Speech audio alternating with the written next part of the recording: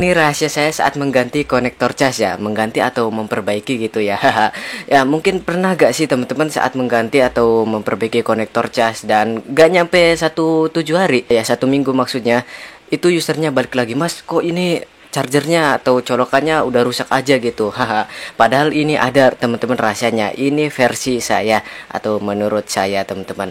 Ya mungkin teman-teman juga yang udah senior ya udah mungkin gak perlu nonton video ini. Haha.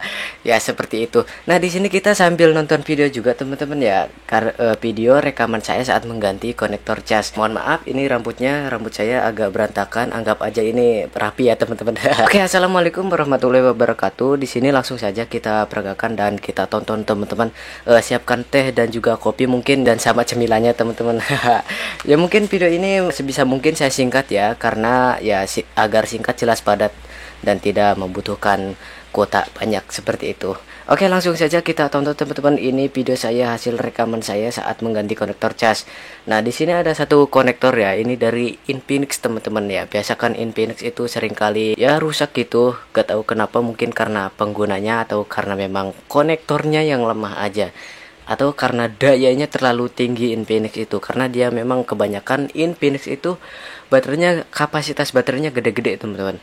Nah di sini kita kasih flux dulu. Kenapa? Karena ya ini cara saya teman-teman ya, karena gak tahu alasannya kenapa. Ya karena dari teman-teman saya juga banyak yang seperti itu. Kita kasih flux dulu teman-teman. Terus lanjut lagi, ini kita tinggal blower aja ya, tinggal blower teman-teman. Ini panasnya kalau di blower digital itu yang ada suhunya, skala suhunya itu 300 sampai 350 Celcius teman-teman.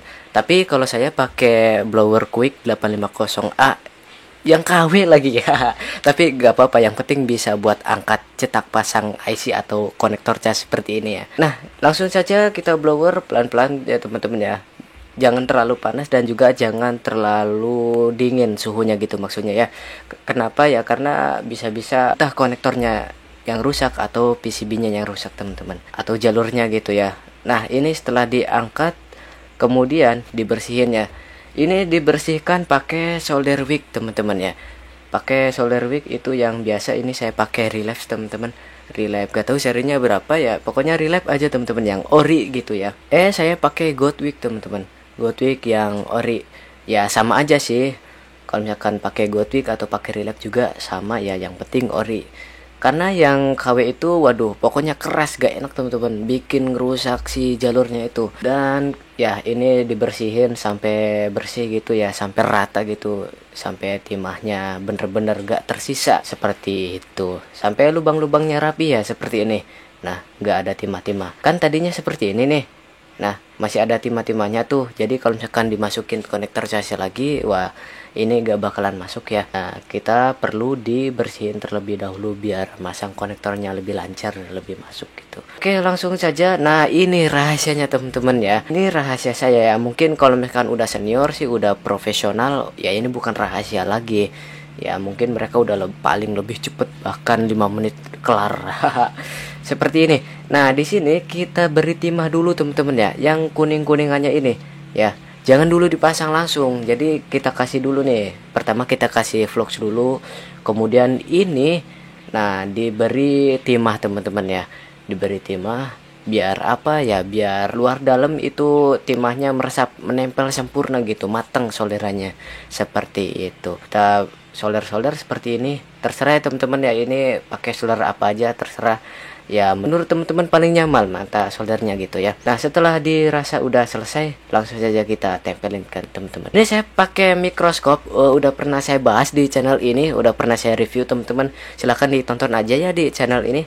Dan terima kasih yang sudah subscribe juga ya. Terima kasih banyak supportnya teman-teman. Jadi aku bikin semangat buat konten-konten konteks HP, atau di panjangannya konten teknisi HP seperti itu. Nggak tahu saya kepikiran buat channel seperti itu ya. Mungkin lagi gabut ya. Nah kita solder aja dulu teman-teman ya. Ini di blower atau di solder juga bisa ya sebetulnya. Tapi kalau di blower jangan terlalu panas, karena takutnya ini konektor barunya meleleh teman-teman. Bukan berarti meleleh logamnya, tapi yang di dalam itu loh, yang di pin-pin konektornya. Nah ini solder secara merata teman-teman ya. Dan kalau misalkan timahnya udah merasa mateng ya tinggal kita solder selanjutnya ya di kaki-kaki ini penyangganya teman-teman. Dan kalau misalkan timahnya nyatu ya tinggal pakai flux aja, nanti juga bisa lepas sendiri ya. Nah teman-teman, di sini aku pakai solder yang kayak mata solder pisau itu teman-teman ya, pakai solder dari Ivan A9 Plus. Pernah saya juga bahas di review di channel ini teman-teman soldernya. Ini nyaman kok ya, karena kecil juga, jadi cocok buat jumper, buat masang seperti ini bisa. Langsung saja kita solder kaki-kaki PCB-nya, kaki di sini ya, kaki konektornya. Dan kalau misalkan timahnya terlalu kebanyakan, ya teman-teman langsung dipakai solder wick aja ya, biar rata gitu. Karena kalau misalkan timahnya kebanyakan, wah itu kayaknya nanti pas waktu dipasang lagi nggak presisi. Makanya kita perlu ditambahin ini solder wick teman-teman ya, biar rata gitu, biar rapi solderannya. Nah setelah dirasa udah jos, udah nancep gitu, udah yakin lah maksudnya, langsung saja kita dibersihin ya pakai thinner. Kalau saya pakai thinner Impala teman-teman yang kalengan itu ya, terus disikat. Nah seperti itu, tujuannya biar bersih teman-teman. Nah seperti ini nih, kita cek dulu hasilnya apakah bagus. Nah menurut teman-teman ini bagus apa kagak ya? Coba di komen ya. Kalau saya sih, wah ini jauh dari kata sempurna teman-teman. Dan kalau misalkan dirasa timahnya kurang baik ya, seperti itu atau kurang, kita bisa solder sekali lagi teman-teman. Seperti ini. Ini sebetulnya mudah sih, ganti konektor aja mudah teman-teman. Bahkan pemula juga bisa ya. Mungkin yang baru-baru, yang ya pemula, bener-bener pemula yang pengen masuk ke dunia servis HP, ya mungkin jadi pertanyaan ini. Nah setelah dirasa rapi, kita langsung saja dipasang teman-teman ke PCB-nya, ke mesin HP-nya gitu. Ya kita langsung cek. Kalau saya biasanya ganti konektor cas HP enggak langsung dicek-cek pakai avometer, enggak ya.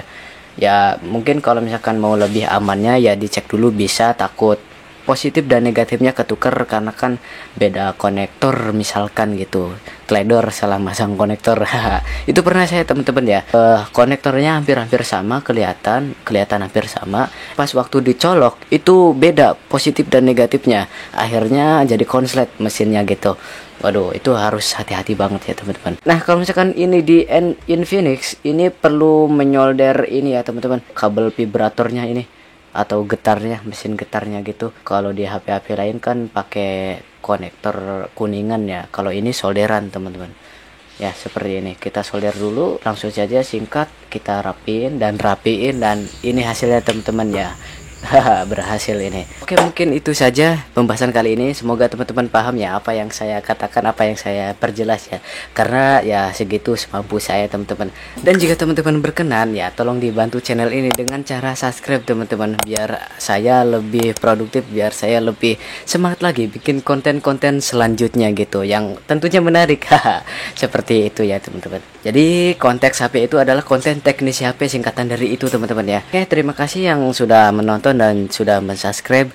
Waalaikumsalam bos. Oh ya, di terakhir ini sebagai informasi tambahan, sebelum kita memblower PCB konektor cas HP-nya itu, biasakan di beberapa tipe HP kebanyakan di PCB-nya itu ada mikrofonnya teman-teman, atau disebut gak tahu apa namanya itu mikrofonnya biasanya. Nah itu ditutupin dulu ya pakai ini teman-teman, solasi ban anti panas ya, lakban anti panas yang warna kuning, banyak kok di marketplace. Karena kenapa, kalau misalkan gak ditutupin sama ini atau pakai aluminium foil tape juga bisa ya, karena bisa-bisa si mikrofonnya itu mati ya, kena solder, kena panas dari solder atau solder uap seperti itu.